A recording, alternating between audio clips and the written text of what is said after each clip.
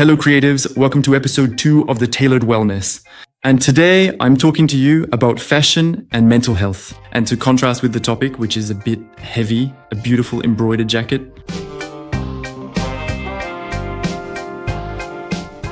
Why talk about fashion and mental health? For those who already follow me, a year ago I posted a video on social media where I talk about my journey from the time I was in a psychiatric clinic to Paris Fashion Week with a stop in London. For me, it was a way to make myself vulnerable. And I remember I posted it because I had a conversation with my best friend who told me, I forget that 7 or 8 years ago, you went through a really tough time in your life, but that's what made you who you are today. And I found that so powerful, thinking that if 10 years ago I had someone who showed me that you could get through it, things would have been so much easier. I think for me, having a lot more hope earlier on and maybe getting out of that very difficult path much sooner. I won't say why, the reasons behind how I ended up in psychiatry. Let's just say it was a burnout and quite complicated in a way. There were several layers, family, personal, including one related to growing up in a family where emotions aren't really communicated and being gay and not being able to talk about it. So yeah, it was a bit of a complicated situation. I wanted to make a joke at the beginning to say, here we go, another white gay man, gay, working in fashion, which has nothing to do with my topic. But actually, it does. At least that's what I used to tell myself. And actually, it's not because you're not part of a minority, even though as a French person of Portuguese origin, you come from a pretty specific background and you don't necessarily have any points of reference or people who could guide you. You find a community and you become part of it. But this depression really left a mark on my life because it put a stop to my momentum, to my studies. It really put something of there was really a crack. There was a before and an after. It was actually kind of funny at first because I was immediately drawn to things that are natural, so-called gentle approaches. So I changed my diet, I meditated, I did yoga, all the somewhat cliche things. And you can laugh about it because it's cliche, but that's really what kept me going. And it was a real intuition to immediately start searching for psychological answers, why, and so on. And unfortunately, I had lost a lot of weight because my anxiety attacks were getting stronger and stronger. So I decided to go to psychiatry, where I spent 5 months. From January to May 2016, that's right. So I could be in a safe space, rebuild myself, and understand what was happening to me. And most importantly, to get out of it. I think what's most important here is getting out of it. And why am I talking about it today? Because I see a lot of people around me who are dealing with these issues. Well, not issues, more like challenges than problems. I don't really like the word problem for this. Mental health, mental balance, life trauma. Today in France, the taboo is starting to fade away. But back then, when I was in school and I told the school principal, I think I'm depressed, things are really not going well, I was basically told that I needed to talk to my parents and that it should be discussed with them. And I said, well, yes, but what can the school do? So you're kind of left to deal with it on your own. And it's a bit stigmatized, like, oh, look, that one isn't doing well. By the way, shout out to my best friend who at the time told me anything but that with you. Everything's fine today. But, well, it was hard for everyone, for those around me too. But above all, I was lucky enough to be able to go to London. And when I arrived in London later on, I was welcomed with open arms. They put systems in place for me that allowed my health to improve very quickly and really helped me get out of that situation. And today, in turn, I wanted to give hope to others. To give advice to others. I'm not a psychologist, nor a therapist, nor anything like that. But to provide tools to guide you to the right people. So you can talk about these topics, so you can express them, so you can understand that there will always be work, no matter the to-do list, and that sometimes you have to know when to say stop, you have to know how to rest. And in my case, there were really 2 sides to this anxious depression, an inner truth that needed to be expressed. And in the spiritual side of things, it's often said that a depression like this is a bit like the dark night of the soul. Sounds very nice on paper, but in reality, it's more like hell on earth, honestly. In that clinic, I met some extraordinary people people who were bipolar, borderline, depressed, anxious, but above all, people who were very intelligent. And I realized that when you're intelligent, you ask yourself more questions, which means more sensitivity and therefore more ground that allows or at least interacts with these mental health issues. And that's a good memory. But still, when I was there at the time, it was a different story. And so for me, speaking up is really, yes, creatives and even the greatest creatives and others also face these challenges. I have absolutely zero filter when it comes to talking about it. Honestly, let's call a spade a spade. And I think that's very important. When I see young people who are on the edge, it really touches me deeply. And I want to show them that you can get through it. There are 1,000 therapies, and God knows I've tried at least a good 10 of them to find the right one. And then at some point, things change. Depression, it seems to me that today, it's the illness, depression/anxiety. It's the second most common illness after cancer. And our brains aren't developed or evolved enough to handle the stimulation we get today from the outside world or social media. It's about comparing ourselves, it's climates of anxiety, eco-anxiety, war, financial complications, everything you see in the news. You have to know how to protect yourself from it. Honestly, I haven't had a TV for years. I think that the important information reaches me when it's supposed to reach me. And you have to know, not to turn your back on things, but to know how to put yourself in a bubble when you want to be in a bubble. And for me, realizing that I had gone through that with my psychiatrist, today I laugh about it, and you have to laugh about it. Believe me, I have some really good memories of it now, looking back. You can also avoid going through that and just take care of yourself and work with the right people to get through it. I think what helped me hold on the most at the time was my dream of London. I was ready for school. I knew I was going to leave for school to the London College of Fashion. And I told myself, no, this is my escape from life. This is my new life starting. This is my dream to study. I have to hold on so I can go. So I was reading about CBT therapies, cognitive behavioral therapy. Great, we all have biases in our heads. And so it's about understanding when those biases are shaping our emotions rather than the emotion shaping our thoughts. I was reading everything in English, so I improved my English and started feeling much better. I asked to leave the clinic to spend 4 days in London. And actually, those were the best days of my life in a long time. And I told myself, okay, hang in there. We're going to London. We're going to crush it. We're going to kill it. So I got out of all that. I started working again. I started eating again for the better. And I went to London, to this incredible city that welcomed me with open arms, where I felt, really, that's the feeling. You finally arrive at your destination and you're well surrounded by it all. A brand new city, wonderful new friends, absolutely everything is new, creating a whole new me.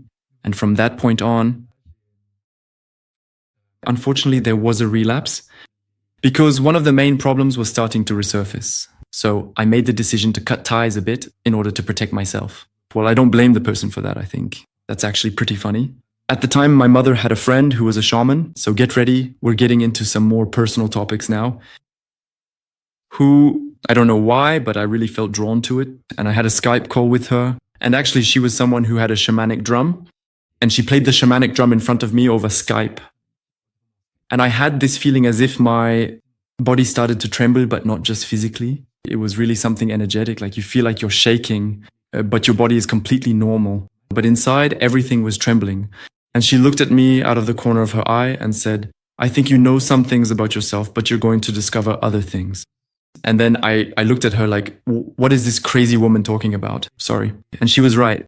Let's just say I spent the next 3, 4, maybe even 6 months having experiences that were a bit out of the ordinary, to put it that way, where I started to guess people's first names. I started to... So yes, let's calm down. I'm not a witch or a guru, but my intuitions were very strong, very developed actually. And I think they were awakened by the depression, where everything became unfiltered. So I felt everything 10 times more, to the point of actually being able to guess things about people. And that's when I thought, okay, life isn't what I thought it was. It's not just material, but there's also the invisible. And what is the invisible? It's spirituality, it's energy. And from that, something had to come out of it actually.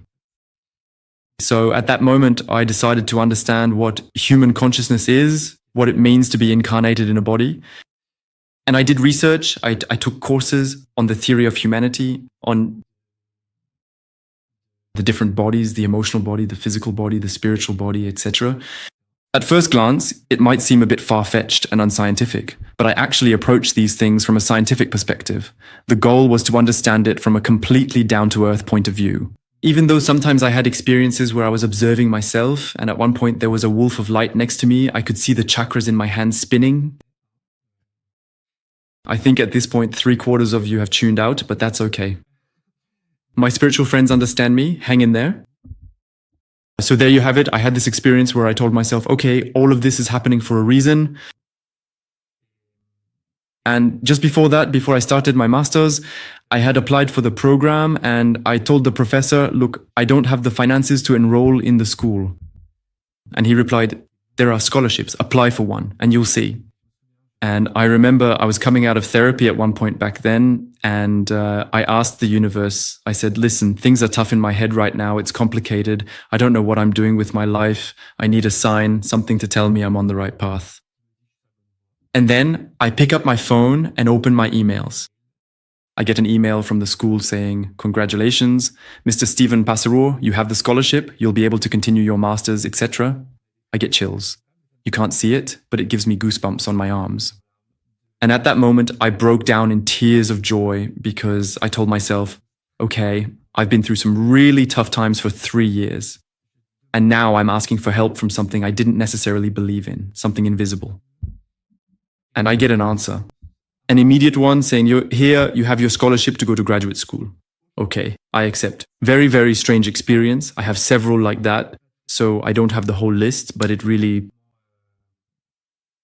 opened my chakras, let's say. And from there, I tried to train myself in Reiki. So for those who don't know what Reiki is, it's a healing technique. I don't like the French word guérison because it's too tied to something broken or damaged, like physically. Healing is really an energetic matter, where through hand positions, it's a Japanese technique, and symbols, we manage to, as they say, channel energy from the universe through the hands to help the body, whether it's for physical or psychological aspects. Because for me today, the body is like a hard drive. And everything that happens or isn't processed stays stuck. So not in motion. And so once again, movement is clothing in motion and energy moving through the body in motion.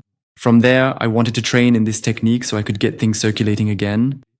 The energy that stagnates, that has a slow movement in the body. A little anecdote. It was one of the things that helped me get out of that. So there was yoga, therapy, psychologists, working with the shaman, and of course, creativity. You can imagine when you arrive in London and you haven't done a fashion BTS and you're faced with having to make clothes. I didn't know how to make a welt pocket. I didn't know how to do pattern making. Honestly, I didn't know how to do anything. Oh, well, actually, sorry. I had learned a few basics with the Paris City Hall, but I didn't have anything crazy either. So first year, I discovered things, etc. The first year in London was also more about partying every day than actually going to class. I did go to class. 2 days of classes per week, 3 days of open studio. I can assure you that on those 3 open studio days, we'd show up at 11 a.m. hungover and just keep partying. It was kind of like a post-psychiatric clinic revival. We partied. And actually, I remember that I got creatively blocked because all the problems took over. A creative mind is a bit like your inner child. It needs to be free and have space in order to create. And when you're caught up in problems, that space just isn't there. So I started meditating at the Buddhist Center in London. And just as a little anecdotal aside, when I got back to Paris, I read Thomas's book called Gods and Kings, The Rise and Fall of Alex McQueen and John Galliano, which is right behind me. And I found out that the meditation space at the London Buddhist Center was actually maintained thanks to a portion of Alex McQueen's inheritance that he left for that purpose. Just like what happens in fashion, McQueen hanged himself due to psychological problems. I kind of had this feeling of, he went all the way, unfortunately in the wrong direction, but he did some work. He left things behind to pass on to others and to help others heal. And I really broke down in tears. It's so silly, but it just did something to me inside, thinking, one of the greatest designers you respect had problems, unfortunately. But he also did things to leave behind spaces for others to find themselves. And I felt like the circle was complete. And so creativity, I started to look for a parallel in the process I was going through. So finding myself, rebuilding myself after all these mental, psychological, and psychic deconstructions, and how my work with clothing could come on top of that and give me this space to be able to find oneself, to exist as oneself. But really, it's no longer who I am with all the expectations I've learned, but who I am as a being before all the layers of society and everything I've put on top, or rather, that has been put on me as well. And so I entered into this narrative of clothing that evolves with you, that accompanies you in this transformation. And above all, it was a safe space that I needed, which I now recreate in my work. And for me, it was really a way to piece things back together. It's a bit like kintsugi. It's the broken plate that's been mended with gold. And as a result, it's even more beautiful. It's the beauty of imperfection. It's a bit like a scar from the past that's visible in the present, but is no longer suffered. It's truly healed. And for me, I really want to convey this idea in my work, whether it's through fashion, through this podcast, or through other things I'll create in the coming years, months, or even weeks. Who knows? You'll see later. There's this desire for creativity and expression. It's movement, so it's healing, so it's about healing. I once worked with a photographer who told me, all the pain you feel, all the hurt and the weight you carry, you put it into creativity, you pour it all in. Whether you show it or not, be creative and let it out. Because that way, it won't stay inside, it'll be outside, it'll be on the paper. Once it's on the paper, it doesn't belong to you in the same way anymore. And I think that it's the most beautiful thing we can do for ourselves. To exist as a creative person, just to be and to express yourself. Sometimes we look for a sense of life purpose or something like that. But already, if you are creative and you do what you are good at, that's already a mission in itself, because then you will inspire others to do the same. Sometimes when I wasn't at all in my creative work or storytelling, I always had a friend who would tell me, express what you have to say. Branding will come later. Set things in motion. That's the most life-saving thing. It's really something that, and now, for example, I see it when we do a fashion show or a fashion week event. We spend 6 months working like crazy on creating an atmosphere. And when we see it come to life, we're like, wow. And when I come to see you and say, I got goosebumps seeing your work, it means that all the emotion you put in was transmitted, shifted, carried over. That's really the alchemy of it all. And it's the most beautiful thing you can have when you elevate someone who comes to buy a garment, a piece. Those feelings too, it's about offering a positive transformation, and that's what matters most to me. And that brings me to the conclusion of today's podcast. It's the importance of shifting things. No matter what has happened in the past, I encourage you to express yourselves so you can transform and shift those things into something better and more positive.